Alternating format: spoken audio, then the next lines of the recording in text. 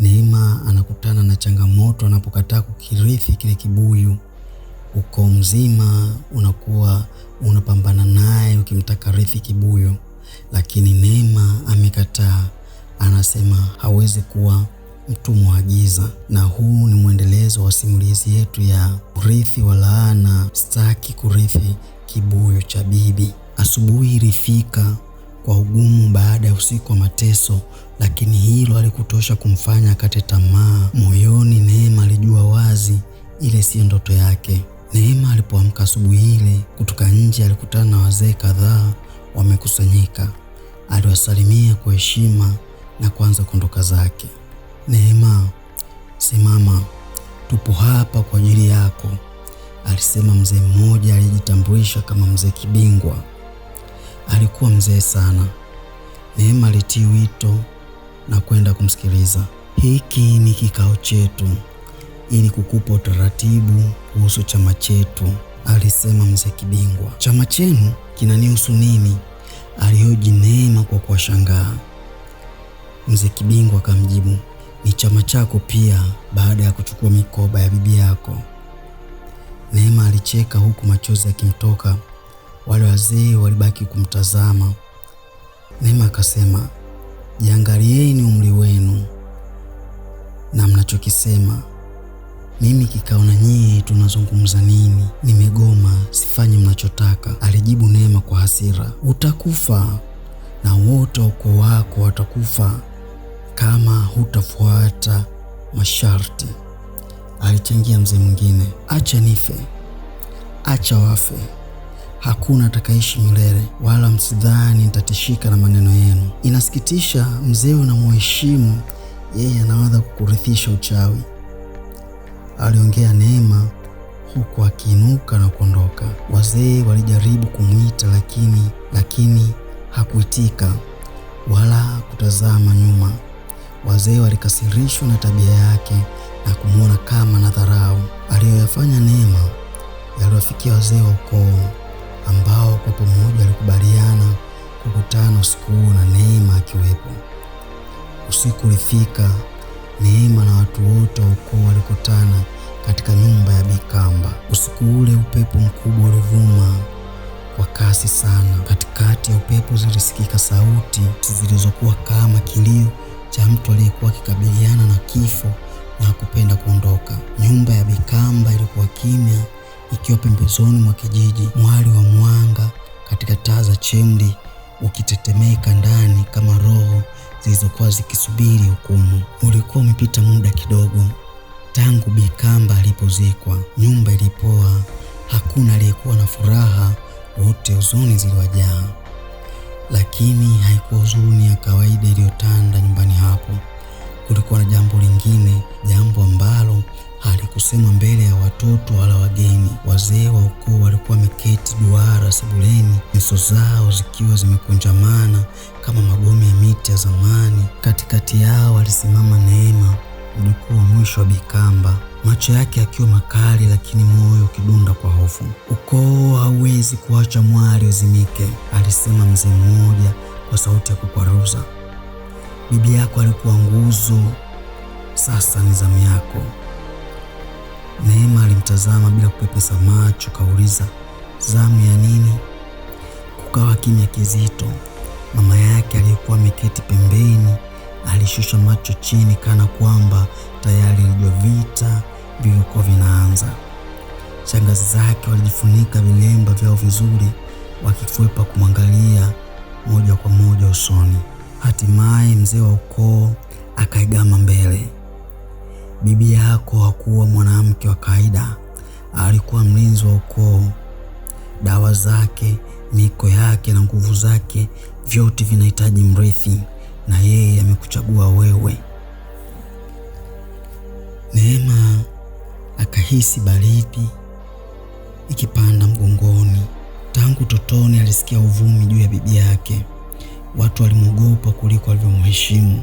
Walimfuata usiku wakitafuta laana kwa adui au kuangamiza kabisa, lakini hakuna hata mmoja aliyewaenda kwa Bikamba akiwa ananuia watu mema.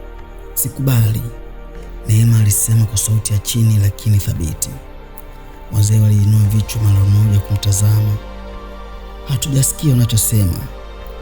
Shangazi yake mkubwa akafoka. Haya sio mambo ya kukataa kama posa. Sikatai posa, alisema Neema, ila nakataa giza. Maneno hayo yalikuwa makali kiasi yaliwachoma mioyo wazee. Mzee mmoja aligonga fimbo chini kwa hasira. Usitukane mila za ukoo. Neema akauliza, mila gani? Mila ya kutisha watu, kuishi kwa hofu, mila ya kupewa nguvu ambazo hujazitafuta, mila ya kufungwa na vitu usivyoviamini. Mama yake alitikisika kidogo, machozi yakaanza kumjaa. Binti yangu, kuna mambo hatuyachagui yanatukuta. Neema akamwangalia mama yake kwa macho yenye maumivu na hasira. Kisha akasema, na ndiyo maana nayaacha yaishie kwangu. Ukiachana na kibuyu, ndani ya chumba cha Bikamba kulikuwa na kisanduku cheusi kilichofungwa kwa kitambaa chekundu. Tangu mazishi yaishe, hakuna aliyethubutu kukigusa. Wazee walidai ndani yake kulikuwa na hirizi, mifupa ya ndege wa usiku, chupa za dawa na kijitabu cha majina ya urithi wa kizazi hadi kizazi, urithi wa laana. Mzee wa ukoo akasema, usipochukua kibuyu kwa hiari, kitakuchukua chenyewe. Neema alitabasamu kwa uchungu. Hofu ndiyo mliotumia kwa kila mtu wa ukoo kabla yangu kumlazimisha, sio? Hakuna aliyejibu. Usiku ulipozidi kuwa mzito, wazee waliamua kuweka kile kibuyu na lile sanduku juu ya meza mbele ya Neema, huku akimlazimisha arithi mikoba ya bibi yake. Weka mikono yako juu yake ili tukamilishe agano, mzee akaamuru. Neema alibaki amesimama. Shangazi yake akasema tena kwa sauti ya ukali, weka mikono yako. Neema alipiga hatua mbele, akalishika sanduku lenyewe kwa mikono yote miwili na kuliinua. Wazee walibaki wakimtazama ni nini Neema anataka kufanya. Neema, mama yake alipiga kelele, lakini msichana huyo alikuwa ametulia ajabu. Alihisi sanduku likiwa zito kuliko kawaida, kana kwamba ndani yake kulikuwa na vitu zaidi ya walivyosema. Kwa sekunde moja alisikia kichwani mwake sauti ya bibi yake, laini ya kuvutia na yenye mamlaka, chukua chako. Neema akafumba macho, kisha akasema taratibu, maisha yangu ni yangu, sitakubali kuwa mtumwa wa giza. Akapiga hatua mbele kuelekea chembe iliyokuwa inawaka. Pembeni yake kulikuwa na kibatari. Wazee wakiwa wamesimama kwa hofu wakimtazama Neema ni kitu gani anataka kufanya. Neema aliwasha kibatari kwa kutumia kibiriti kilichokuwa juu ya meza. Kibatari kilipowaka, alichukua lile sanduku na kuanza kuliunguza. Usithubutu! Mzee wa ukoo akapiga yowe huku akiinuka, lakini alikuwa tayari amechelewa. Sanduku lilianza kushika moto kupitia kile kitambaa kilicholifunika. Moto lilipokea sanduku kwa kishindo, kitambaa chekundu kikiwaka haraka. Wazee walipojaribu kukichukua kisanduku ili wazime, Neema alikirusha kwenye chumba kimojawapo na kuziba mlango.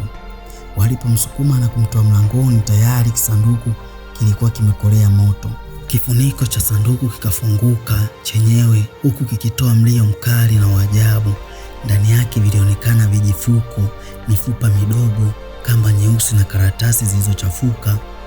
Moto uliposhika, upepo mkali ulivuma ndani ya chumba kilichokuwa kimefungwa. Chemli zikazimika zote kwa wakati mmoja. Kiza, nyumba nzima ikawa kiza.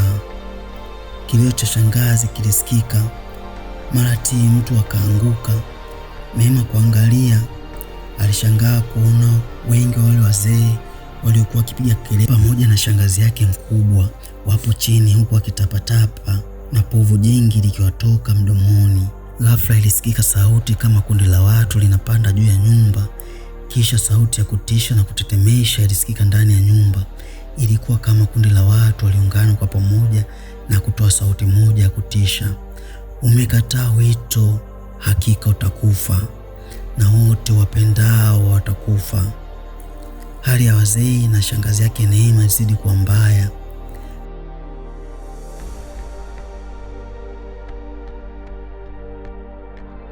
Shangazi yake mdogo alijificha pembeni kwa hofu.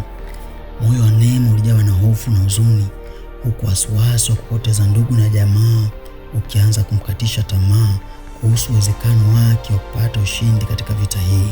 Alifikiria, lakini moyo wake ulikuwa mzito. Alikumbuka kauli yake, maisha yangu ni yangu.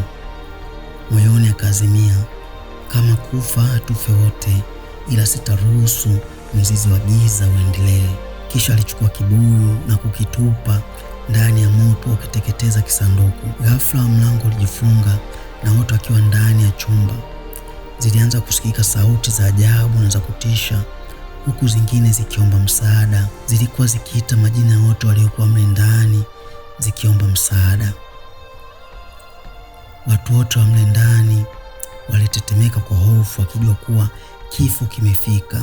Hali ya hewa ilibadilika ghafla. Radi kali zikapiga na mvua kali ikaanza kunyesha. Ubaridi wa ajabu ulitawala yale maeneo, huku sauti kali za wanyama zikisikika. Kuna namna hofu na wasiwasi vilianza kumwingia tena Neema alipokuwa akizisikia zile sauti. Hakika watakufa. Zilisikika zile sauti za kutisha. Neema alisema, sijawahi kufikiria kuishi milele, alisema Neema, ambaye mara hii aliinua taa ya chemli na kuanza kumimina mafuta juu ya kile kibuyu na kisanduku vilivyokuwa vinateketea katika moto. Mama Neema na mjomba wake walikuwa wakimshangaa, macho yamewatoka, wasiwasi umewajaa, wakiona wako karibu na kifo kuliko uzima. Kadri kibuyu na kisanduku vilivyozidi kuteketea, ndivyo sauti zilivyozidi, lakini baadaye zikakata. Kukawa kimya kabisa, kama hakukuwa na sauti yoyote hapo kabla. Mara ghafla sauti ya Bibi Kamba ikarudi. Safari hii si kichwani kwa Neema tu, bali kama mnong'ono uliojaa chumba kizima. Mnyororo umevunjika. Mlango ukajifungua kwa nguvu kama umepigwa teke kutoka nje. Upepo usiku ukaingia ndani na moshi ukaanza kutoka dirishani. Walipotazama nje, waliona kundi la wanyama wa ajabu kama fisi, paka na madege ya ajabu yalikuwa yakikimbia kutoka eneo la nyumba ya Bi Kamba. Katika kiza hicho, Neema kukimbia. Muda wote alisimama pale, mapigo ya moyo yakidunda, lakini miguu yake ikiwa imara. Taa ilipowashwa tena baada ya muda mfupi, sanduku na kibuyu vilikuwa vimeteketea kabisa. Wazee walimwangalia Neema kama mtu ambaye si wa kawaida tena. Wazee wote kwa pamoja na shangazi yake Neema walipata nafuu na fahamu ziliwarejea. Mzee wa ukoo, yule aliyekuwa mkali kuliko wote, alikaa chini taratibu, safari hii akiwa kimya, sio mkali wa kutisha tena, bali alionekana kuchoka. Alisema kwa sauti ya chini na ya upole, huenda sisi ndio tulikuwa watumwa wa giza, jambo ambalo tuliliita urithi. Hakuna aliyesema neno. Kikao kiliisha na wote walitawanyika. Asubuhi ilipofika, habari zilisambaa kijijini kuhusu mambo ya ajabu yaliyotokea kwa Bi Kamba. Watu wengi walisema waliona ndege mkubwa mweusi akiondoka kwenye paa la nyumba kabla ya alfajiri. Wengine wakasema waliona paka na fisi wakikimbia toka nyumbani kwa Bi Kamba, lakini hakuna aliyethubutu kwenda kuuliza au kuchimba zaidi kuhusu ukweli wa jambo hilo. Alienda kaburini kwa bibi yake, akasimama mbele ya kaburi jipya la Bi Kamba, akavuta pumzi ndefu, kisha akasema, sitakuwa wewe, lakini sitakuchukia. Na hapa ndio mwisho. Nimeukataa urithi wa laana. Na huu ndio mwisho wa simulizi yetu ya urithi wa laana. Sitaki kurithi kibuyu cha bibi.